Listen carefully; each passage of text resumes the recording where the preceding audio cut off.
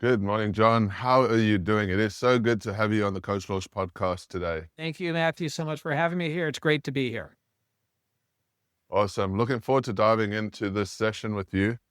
Welcome to the Coach Launch podcast. Yours truly, Matthew White.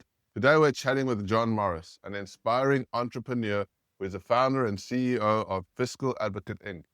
Jon is revolutionizing how professional service companies can harness technology to unlock their financial potential. After starting Rise Interactive with just $10,000, he's transforming it into an industry giant. He turned his attention to helping fellow CEOs navigate the world of finances with clarity and confidence. Through his company, Fiscal Advocates, Jon uses advanced technology to transform complex financial data into clear insights, enabling businesses to thrive and grow. Let's discover how Jon is making a big difference in the world of finance and business success. Brilliant. So, Jon, I've read some of the stuff that you've been sending me, and it's really interesting. I'm really excited to dive into this you're in, and I think a lot of people miss the idea of finance. They miss there's this missing gap for a lot of people where they put that on the back burner, right? Yeah. Their money is on the back burner. And so I'd love to dive into some of your perspectives and some of your thought processes on all of this. And let's take a step back. What are some of the things that you've been doing in business and helping companies? What are those successes that you've been having? Yeah. So I'm going to go back to the Rise days. So I grew Rise from just me to almost 40 million in revenue in 16 years, 75% annual growth rate. And a big way that I did that was by leveraging financial data to make better decisions. And, when I left Rise, entrepreneurs are my people, professional service companies are my people. And I was like, this would be really fun if I could go help other companies scale, grow faster, and really ultimately make better decisions. And so I understand all the benchmark numbers of a service-based company. And if your audience is listening and you're not a service-based company, although the numbers I'll share with you are in one industry, get to know those numbers for your industry, because if you know them, you can make really cool decisions on how you spend your time and your money so that you spend it more effectively and more intelligently. And so basically, I'm just taking my knowledge to help share with other people so that they can grow faster. Wow, that's so cool. Now, why should people listen to you? What makes you guys special and unique in what you're doing? It really comes down to, I generally deal with two types of businesses. One is what I'll say is cash constrained organizations. They're in poor financial health and they need to figure out a way to turn that around. And the second one is companies that have grown for a while and all of a sudden they've hit a plateau and they just don't know how to get to the next level. And what I'm doing is I'm helping them understand how to free up money to be profitable. I want every company to be profitable, in every month in perpetuity. But then the second thing is, how do I spend money in the areas that are going to get you a greater return? So you can spend more on sales and marketing, you can spend more on innovation and allow you to achieve your dreams. Oh, that's pretty cool. And that's so important because cash flow, if you're not managing it or if it's not working in your favor, it can just drown you in an instant, right? Yep. And the other part is, even if I have a lot of companies that are really profitable and have no cash because the owners take all the cash out of the business. Microsoft bought LinkedIn for $26.2 billion in an all cash deal. If you have lots of cash, you have lots of optionality.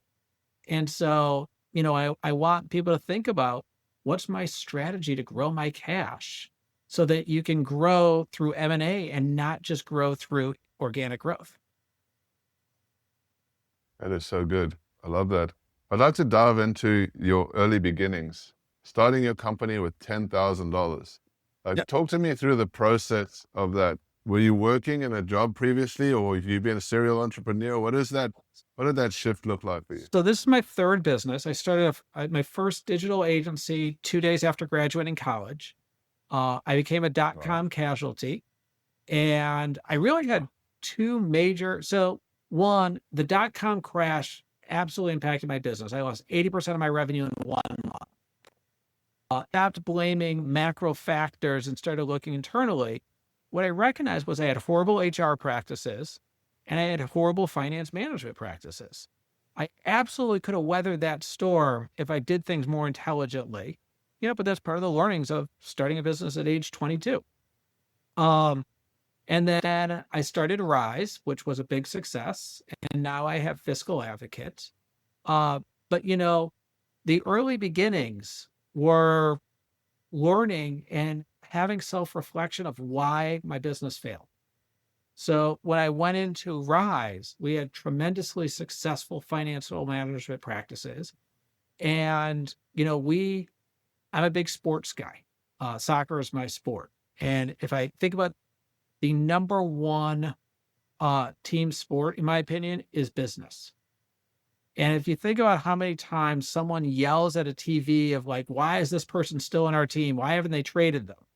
And then you look internally and you start looking at your own people and like, well, why is this person still on your team? And why haven't you traded them? Yeah.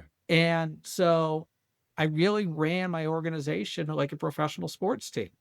And I worked on developing my players. I worked on moving them to different roles and different positions. I made the tough decision when someone wasn't there. We improved our recruiting practices. You had to take an analytics exam at a 22% pass rate.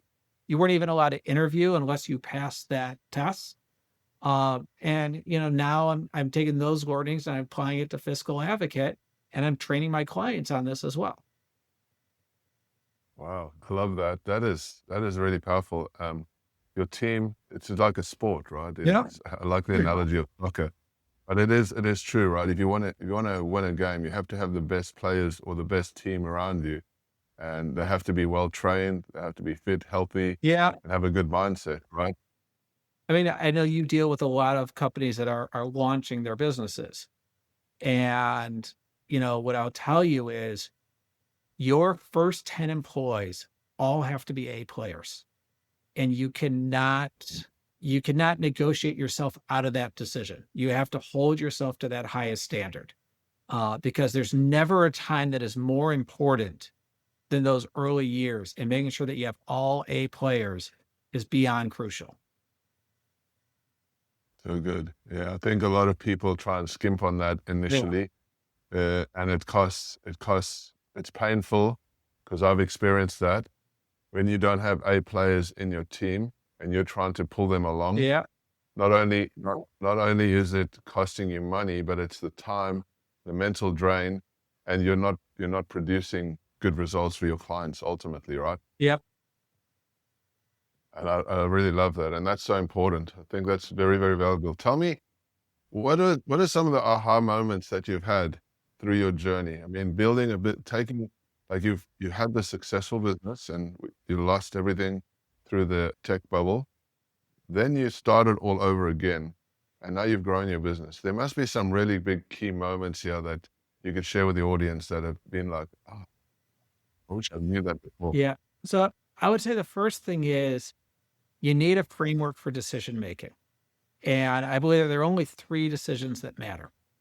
How do you grow faster? How do you improve your profit margin? And how do you grow your cash? I was talking to a company yesterday and they were telling me their annual goals, and they're down year over year in terms of revenue. And they're fairly small in size. And they're like, our goal is to focus on, creating annual reviews for our employees. And I just asked them, I was like, you just told me that you want to have a big growth year next year. You're a fairly small organization. I was like, how is this going to help you grow faster? And I'm not saying that annual reviews aren't important, that you shouldn't do it, but I don't think that should be a company-wide goal. I think that at this stage of their business, I think it should be much more focused on either retention of customers or growth in terms of winning new business. And so that's the first thing. The second one is, I believe that every CEO's boss is the income statement. And what I love about the income statement being your boss is that that is a very objective boss.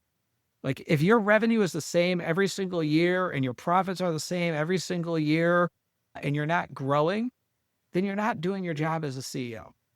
And so you want to see consistent revenue growth. You want to see consistent profit growth, and you can hold yourself accountable to that number.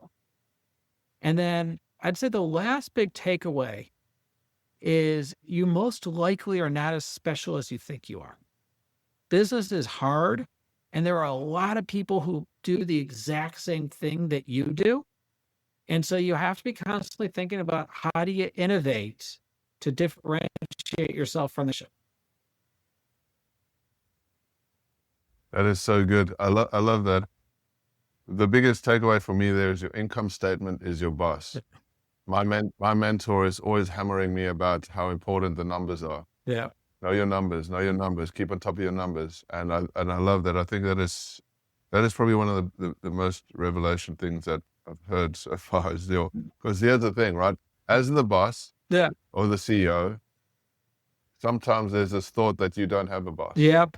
Right? There is no one above you that is guiding, unless you have mentors and coaches, etc. However, that is so profound. Your income statement is your boss. Yeah, and it's a very objective. How good is that? And it's so objective, right? Yeah. Like that's your guideline. That's your movement. Really cool. And you're not as special as you think you are, which is a great framing perspective to come from, right? Because innovation comes through that.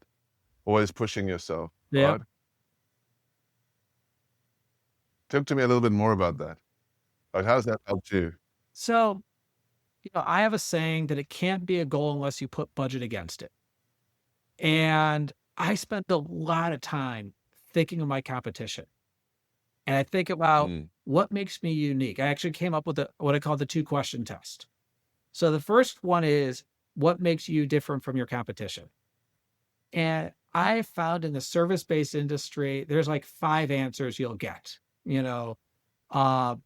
We care more. You get to talk to more senior people. We have better customer service. A big one in the digital marketing realm was, we're data-driven. And I was like, that's awesome. I don't really care whatever answer you give me, as long as you can answer the second question. I just talked to 49 other companies that do exactly the same thing as you do. And they have the same differentiator. So they care more, and they're data-driven, and, they have the best customer service. So the second question is, how are you different from those other people who said the exact same thing? And if you can answer that question, then you have a real differentiator. If you can't answer that question, then you don't. And I'll give you 2 examples. I'll use Rise and I'll use Fiscal Advocate. At Rise, our vision was to be the leaders at helping brands make better decisions by leveraging their data. It is a very long-winded way of saying we're data-driven. However, data is a very broad term.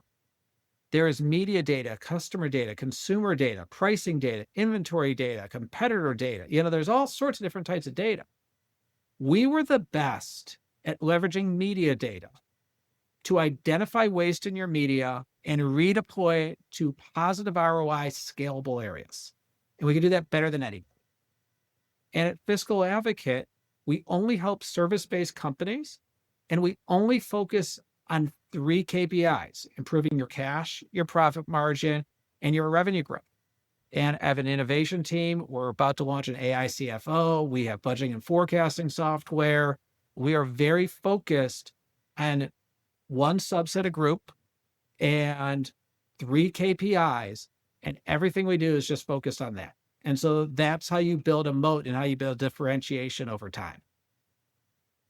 I love that. That is amazing. Guys, if you guys are listening right now, there is so much gold in what Jon has just said.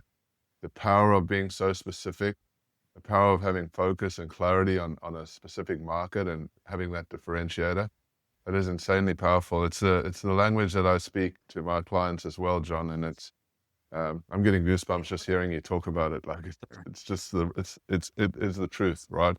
You got to have that specificity I spoke to 49 or 47 other companies, and they're doing the same thing. What makes you special?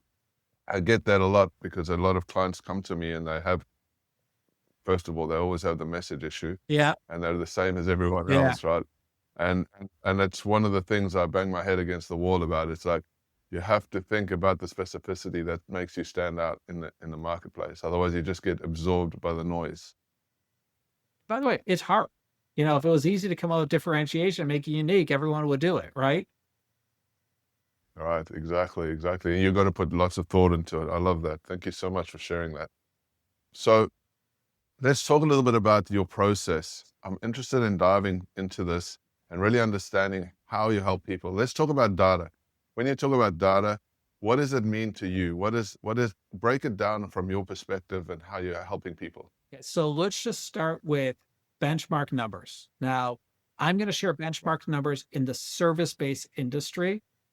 But as I said, anyone listening who's in a different industry, I'll give you an example of how you can make these numbers work for you. So the first thing is, in the service-based industry, the holy grail numbers is 20% year-over-year growth and 20% profit margin. So if you're a top performing company, if you're achieving those two numbers. Now, in the world of SaaS, there's this thing called the rule of 40, which is your growth rate plus your profit margin. And you want it to be 40%. So if you're growing at 50%, you can lose 10%. If you're growing at 100%, you can, lose 60%. And what I find interesting is the holy grail numbers in the service sector, 20% growth, 20% EBITDA, happens to equal 40%. So it's a rule of 40, basically, is what you want to be in the service-based industry. Now, Wow. The next thing is you want to know what your gross margin is.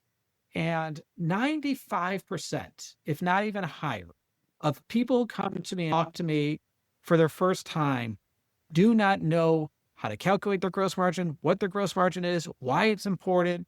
So just going to explain that in detail real quickly.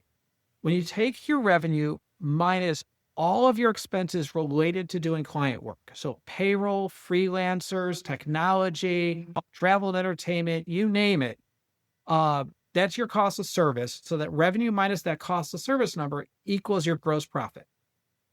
Your gross profit over your gross revenue, or divided by your gross revenue, should be equal between 50 and 60%. So the reason why this number is so important is because it is the best way to fund your growth. If you can increase your gross margin percentage, you have more money to invest in your business. And I'll just give you an example. If you're a $10 million company and you have a gross margin of 30%, that means you have $3 million to invest back in your business or put in your pocket. If you have a 50% gross margin, you have $5 million to invest back in your business. So I had a 57% gross margin at Rise when I left. This was, I guarantee you, a major advantage relative to my competition. It allowed us to invest a lot more in growth. That is so good. The second metric that I want people, or the next metric I want people to know, is all of your non-client related expenses really fall into three areas: sales and marketing, your back office, so HR, legal, corporate IT, general admin, and finance, and then your executive team. Yeah. You get 8% on average for sales and marketing. You get 15% for your back office, and you get 7% for your executive team. So that equals 30%. Your gross margin minus your SG&A equals your 20% EBITDA that you're trying to achieve. So now let me explain a little bit about the process. Now that we know these numbers, of how you can use those numbers to fund growth. So there's another metric that I put as the balance sheet item as opposed to an income statement item, which is investing in R&D. So I capitalize my R&D, and I recommend 5% of your revenue goes towards R&D. Now, going back to your differentiator, this 5% is where you invest in that differentiator. So I mentioned that we have budgeting and forecasting software, and we're about to launch an AI CFO, and it's all focused on service-based companies. It's all focused on increasing cash profit margin and revenue growth. And this is where I fund that initiative. So Yeah. if you want to grow faster, how do you put more money into R&D? And how do you put more money into sales and marketing? Well, there's only three buckets you can do it. You can improve your gross margin, which is my favorite way. So if you can figure out how to service your customers more profitably without losing the quality of work, then you have more money to invest in sales and marketing and R&D. If the average company spends 8% of sales and marketing, how do you spend 15%? How do you have a sales and marketing advantage? The second one is your back office. If 15% is the average, how do you get it to 12%? How do you get it to 11%? So that could get you more percentage points. So the third bucket is if 20% is the goal for EBITDA, I'm okay with you having a lower EBITDA target to invest more in sales and marketing or R&D, but I want you to make sure that you're getting an investment off or a return off of that investment.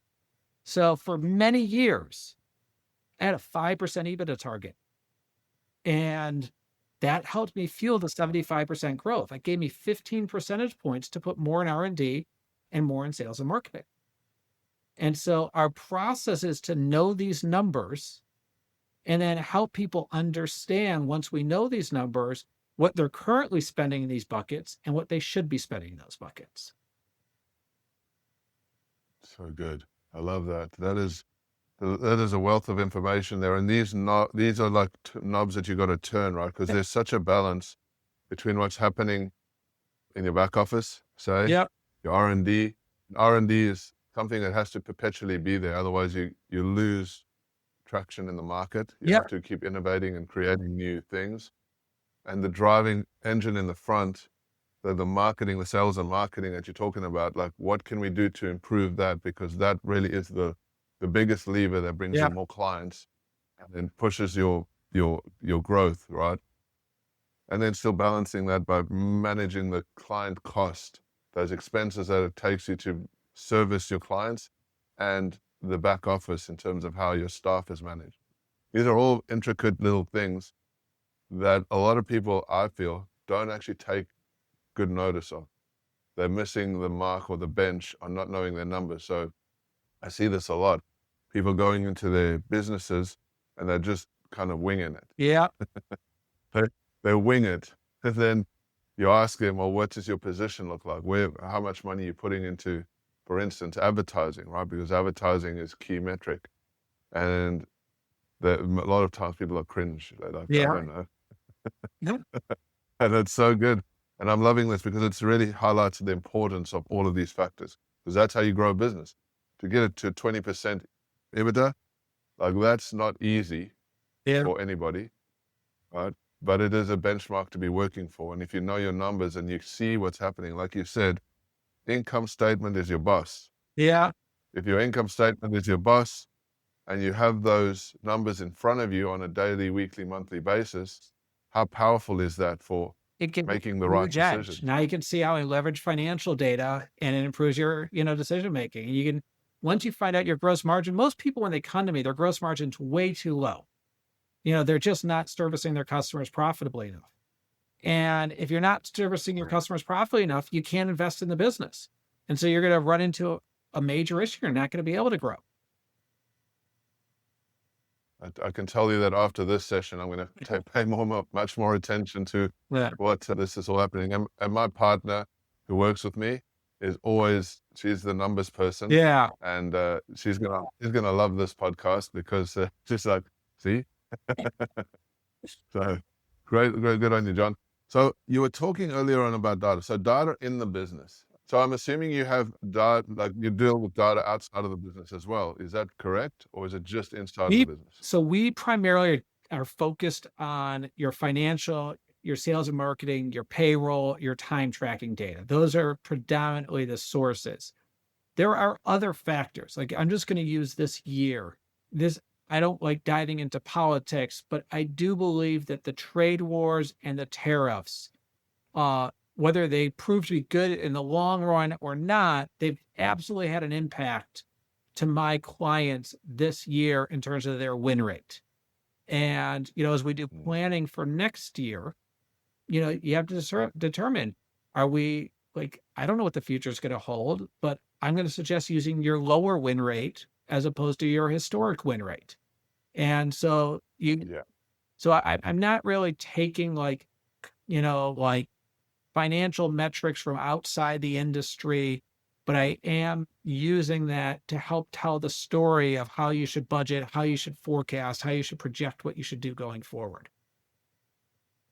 I understand. It's so hard to tell what's going to happen in the future, right? So, Yep. but having having a history, that's what you just said, right? Having a history helps you make decisions, because if you know your numbers on the history, you can kind of make better decisions on the future. It's the greatest indicator is your last 12 months.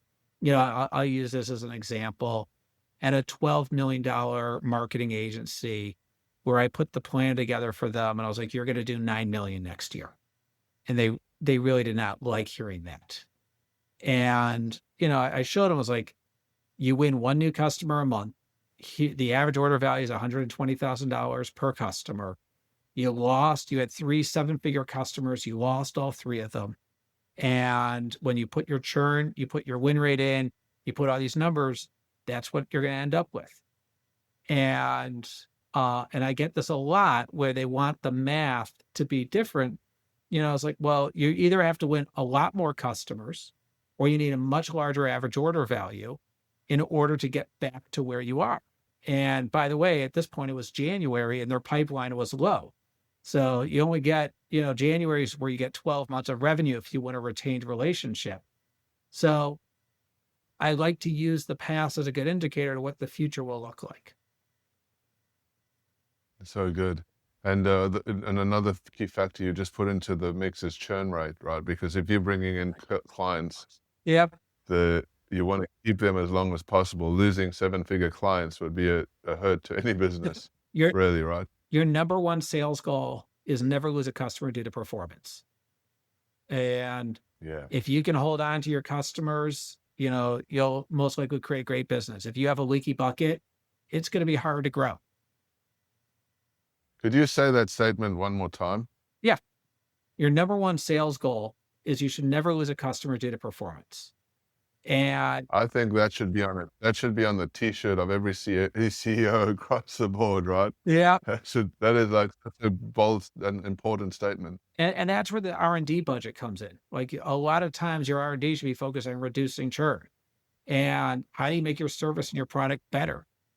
But if you have a leaky bucket, your sales team has to work a lot harder in order to refill that bucket. And so you want to continually invest in building a bucket that doesn't leak. And, if you think about sales, generally speaking, you're going to put your best foot forward in sales. And you're trying to convince somebody that if they hire you, that you're going to have a good solution to solve their problem. What I generally recommend is that you should work really hard to make sure that what you deliver is actually better than what was sold. And that's not easy to do, but I call it the pursuit of world class, where the idea is that you are constantly thinking about how to make your service offering better so that your customers are happier and happier. So good. I love that. That is very powerful. There's obviously a lot of mistakes that people make you deal with service-based industries. However, I think what you're speaking about here is kind of across the board. Numbers are numbers, right? Yeah. And what do you see some of the biggest mistakes people make as they're growing their businesses? Whether they're at 1 million, 2 million, 100,000, doesn't matter. Like, what do you see some of the biggest key mistakes people are making? So in my industry, the worst part of the job is that you have to fire people. And they are people that you love. There are people that you've been in the trenches with. They're people you care deeply about. And your numbers tell a story. And oftentimes people just don't like the story that's being told. You just lost a big client, your revenue is down. You have to have the emotional strength to take cost out of the business. You have to have emotional strength to make the tough decision and allocate your expenses to the area that gets you the greatest return. And so, Mm. and so to me, like the mistake that I see people doing is they know what they need to do, but emotions get in the way of them doing the right thing. And you have to remember, I'll just use simple math. If you have 100 employees and you need to let go of 5 of them, I want you to think of the 95 that are staying and making sure that you're doing whatever you can for that large group. And so that's the worst part of our job. Like if you think of like the president of the United States, like they send bombs into different countries and, like they make people decisions that are at a life or death scale. I personally don't want that responsibility. Like I can handle this responsibility, but Yeah. so that would be for your listeners, always think of like the worst part of the job and can you do that job? And if you can't, I'd be very careful and weary about, going into this industry or whatever it is. Yeah, so good. I love that. And that is a true point. The emotion, when you've, like, for instance, we've had people that have worked for us for a long time, and you got to think about the business moving forward, right? Yeah. And the emotion can set you back if you're making those emotional decisions. And I'm a very data-driven person myself. I help our clients, and a lot of the stuff that we do is advertising related, and I drive advertising for my clients because that's a very data-driven metric. Like if you do advertising and it's not working, it's a sharp knife, right? And you're Yeah. doing something wrong with your messaging. And I always say to people, it's the same thing. Don't build your business on emotion. Build your business on the numbers. Build your business on the data so that you're making more informed decisions. Because we do, as human beings, get caught up in the emotion, and that can be a very devastating thing to a business. What are your thoughts on that? I 100% agree. I look, when it comes to data-driven decision making, what I tell people is it's a leap of faith. Every decision you make is a leap of faith. What you're trying to do is make that leap as small as possible.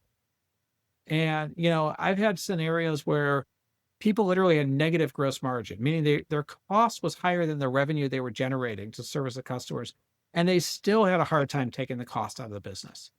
It's really easy to add costs. It's emotionally very hard, to take cost out. Yeah, I hear you. I hear you. I can relate to that for sure.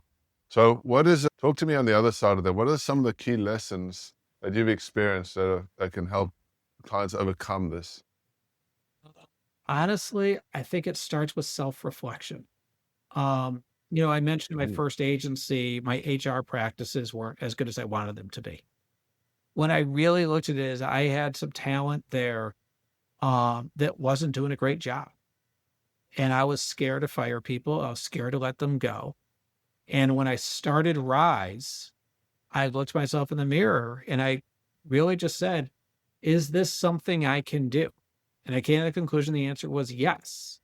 But I had that conversation with myself before Mm. launching that business. So, that would be my recommendation is think of the worst part of the job and make sure that you can do it. I'm helping a client right now, improve the processes to their web development group. And they're about to promote 2 people to manager.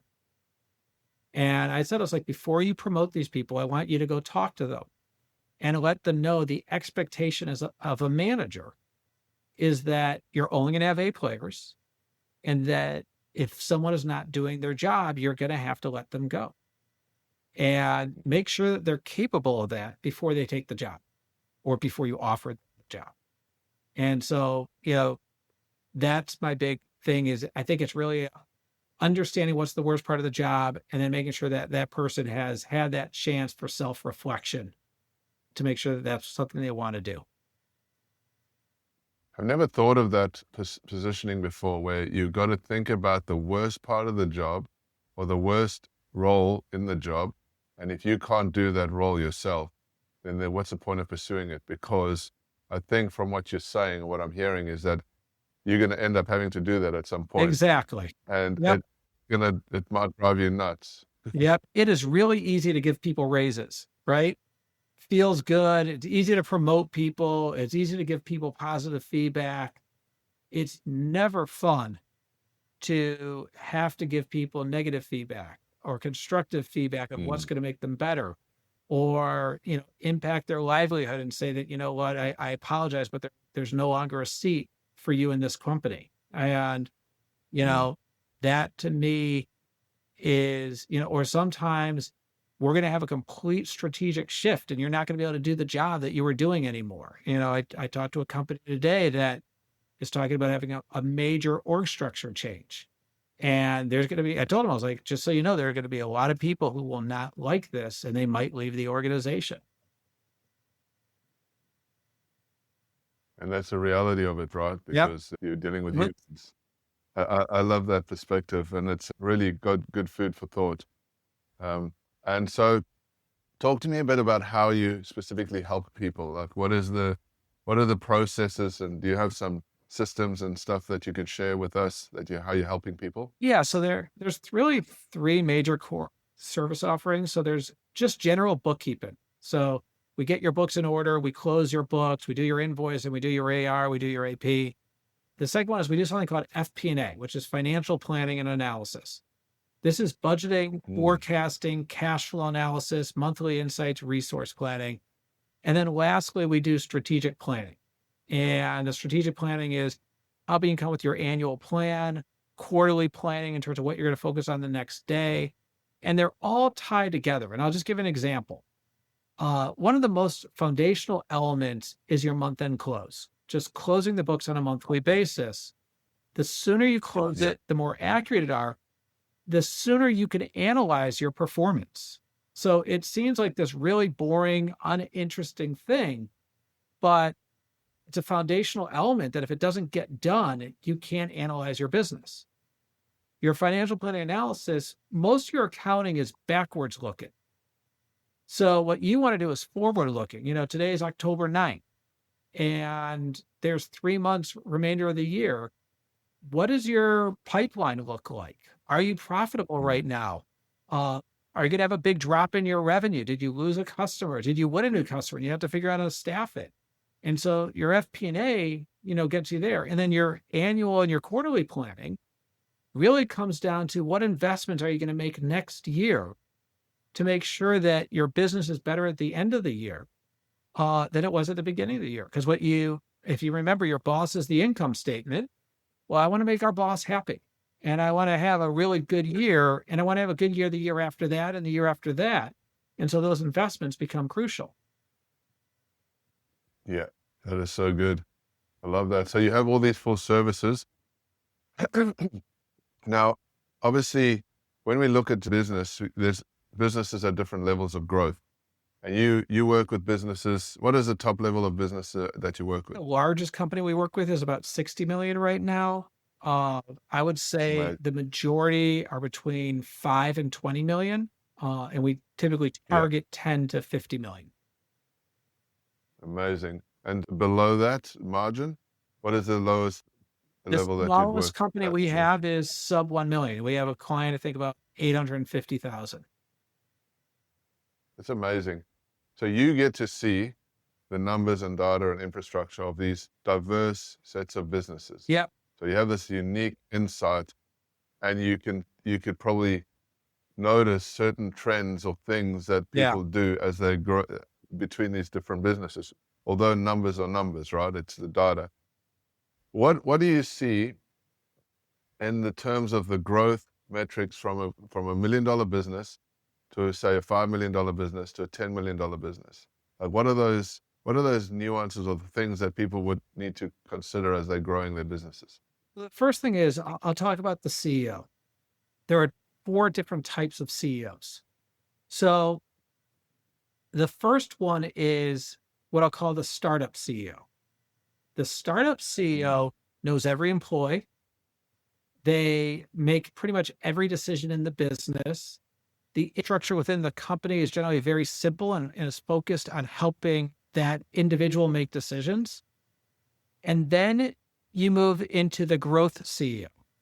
So this is typically around 20 to 25 employees and will take you all the way up to, I would say that there's a big marker at 100 and another marker at 250. But this CEO all of a sudden now has to empower their leaders to make decisions. And typically I recommend 4 different types of leaders, at least in the service-based industry. So you have sales and marketing, you have operations and finance, your back office, you have client service, and you have R&D. So those are kind of the 4 major leaders. And now you need systems for them to put their budgets together and to make their decisions and, allow them to be leaders. The next one after that is what I call the mature CEO.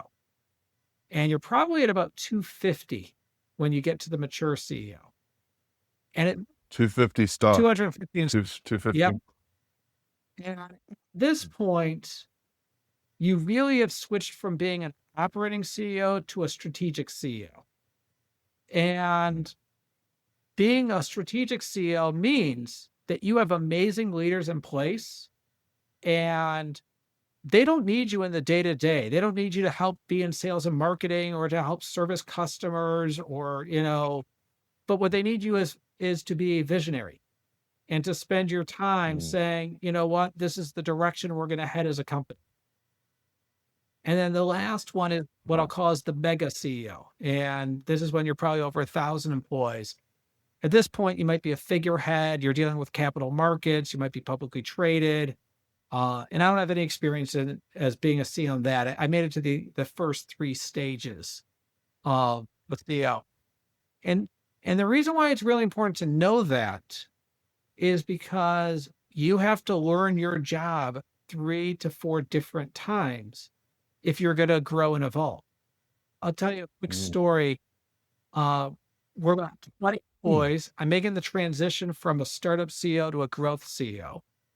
I have an account manager who had a person on his team that he was having trouble with. And I was having trouble with this person also, and I made the decision to fire that person.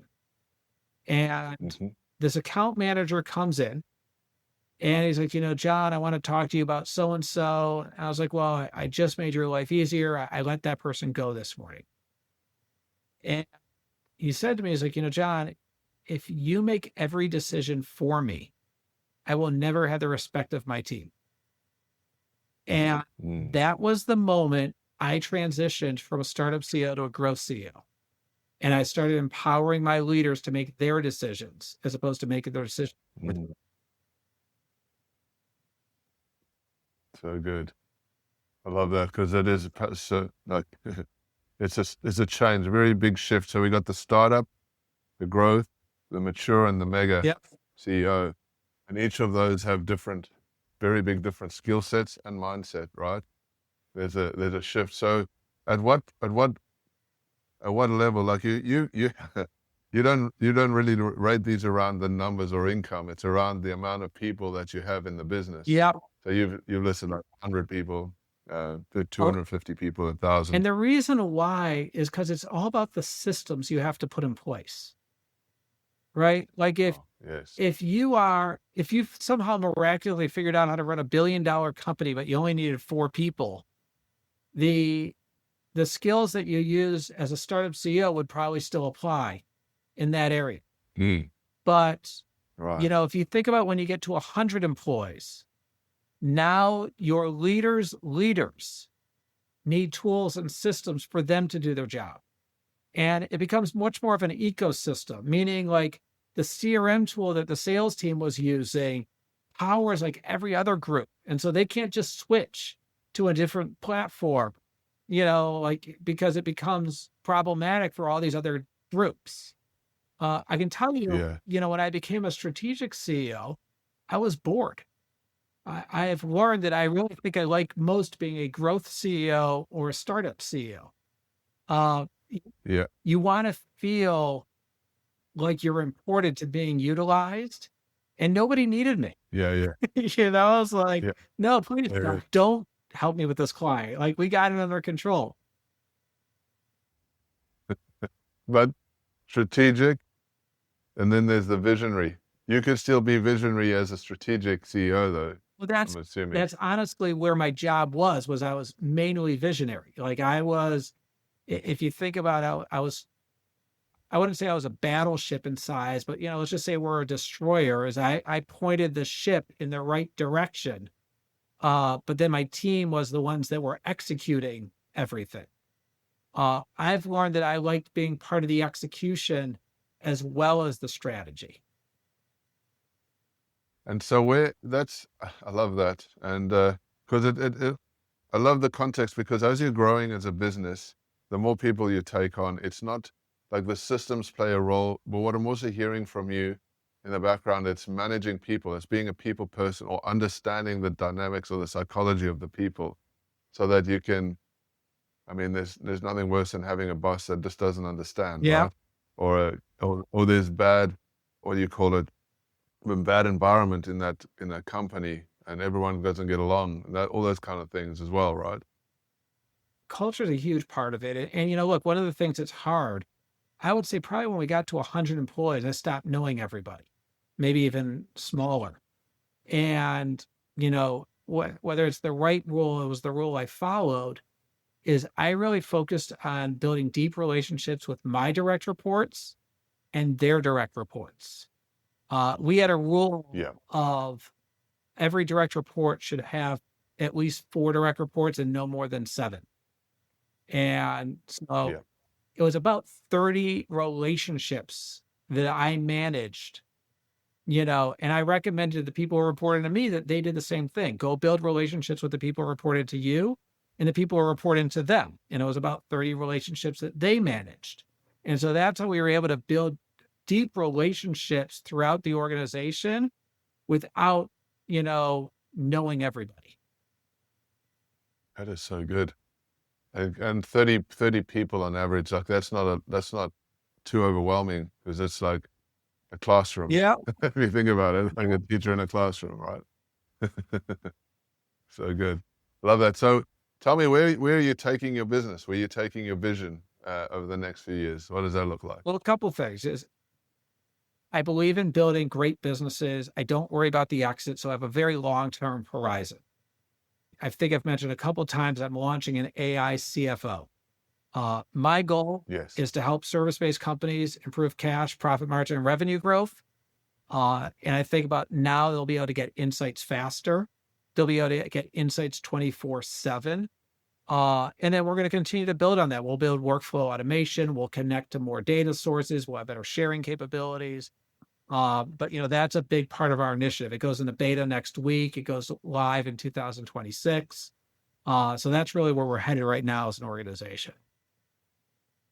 That is so interesting. So would that replace a CFO totally, or is it kind of a sub? Like, how to explain to me how it works? Because this is everyone's always afraid of this AI and how it's replacing people. But explain to me how this works in conjunction, or what does that mean?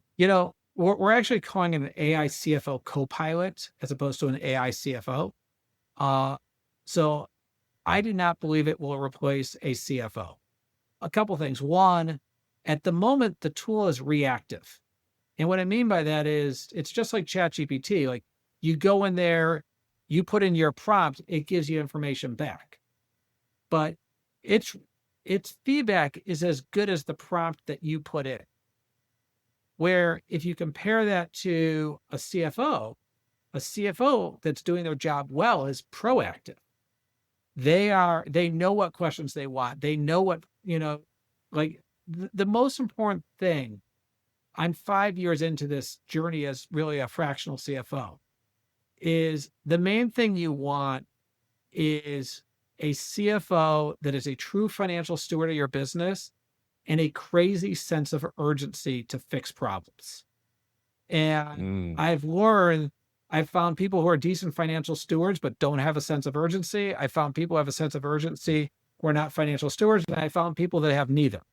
And so this is not going to have a crazy sense of urgency at the current rate to fix your problems. It is simply going to allow you to get answers to whatever questions you have faster. So you still need that Wow. person that is going to have that financial stewardship, know the right questions to ask, and have that sense of urgency. From what I'm hearing is that you need the critical thinking and the emotion still active, because that's kind of, AI is amazing and it can accelerate growth and give you some very powerful feedback, but there needs to be the critical thinking and the emotional context to make the decisions in driving movement, right? Is Exactly. that correct? Yep. Amazing. Love it. I'd be really Yes. excited to see that. So many great advances in technology at the moment, and it's insane. It's growing so fast. And to have a CFO on your side, like a CFO co-pilot, that is huge, because quite oftentimes we can see, and this is what happens, and a lot of my clients as well, is they see numbers and their brains cook. They don't know what the numbers mean, right? Yeah. Like, what does that thing mean? Who can help me find that? I can hire somebody like you who can do Yes. that for me. Amazing. That'll be the best way to go. However, having a co-pilot, that's amazing, right? Just to give me some kind of indication of what these things mean that I can utilize in my business. Is that what it does, kind of? Yeah, it's basically, think of it as ChatGPT, but specifically designed for finance. It will allow you to upload all of your financial data. Eventually, it's connected to your bank accounts, your payroll providers, your resource planning tools, your CRM, your accounting systems. And so it has all that information right at your fingertips that you can ask questions at any point. Wow. That is insanely powerful. So that is so exciting. Hmm. How are you feeling about it? I mean, I'm 5, 6 days away from it going into beta, and I can't be more excited. Like, I love the tool, and I just can't wait to share it with the world. So good. I'm excited to see that too. I'd love to see that. Guys, it's been a pleasure and an honor hanging out with you today, Jon. I've learned so much. Everything that you've spoken about today, I think everyone needs to take notice of. It's super important. Numbers are everything in business. My mentor keeps hammering me all the time. Numbers, numbers, numbers. And so this episode has really resonated with me. And some of the stuff that you said, I've got some great insights about so many things, your levels of CEOs and the mindset behind it. And what you were talking about how to strategically think about the numbers, your EBITDA, driving your R&D, your marketing, and how you can kind of massage those numbers. Now, for any business, that's not easy to do. They need to have, if you can do it by yourself, it's going to be harder than having somebody by your side, like you doing it, of course, right? How do people, if they wanted to do business with you or work with you, how would they go about finding out more information and working with you? 3 different ways. The first is I do 3 posts a week at a minimum every week on LinkedIn. I've been doing it for, years now. So you can go to LinkedIn and follow me. Second is you can go to fiscaladvocate.com. We have a resource section. I wrote an ebook. You can learn a bunch of information there. The third, email me at jon@fiscaladvocate.com. I'm happy to talk to anyone and see how I can be helpful. Amazing, amazing. And just to be clear, the average business that you're starting at is around about the $1 million mark, and the top of the range is about, I think you said $60 million. Exactly. Yeah. So you have a broad range of skill sets, but obviously there needs to be business connection, and obviously working with you is not there's a cost for working with experts, but working with experts gets you to that place so much faster than trying to do it by yourself. Matthew, this has been awesome. Thank you so much for having me on here. Jon, it's been an honor. Thank you so much, and we'll talk to you again soon. Take care.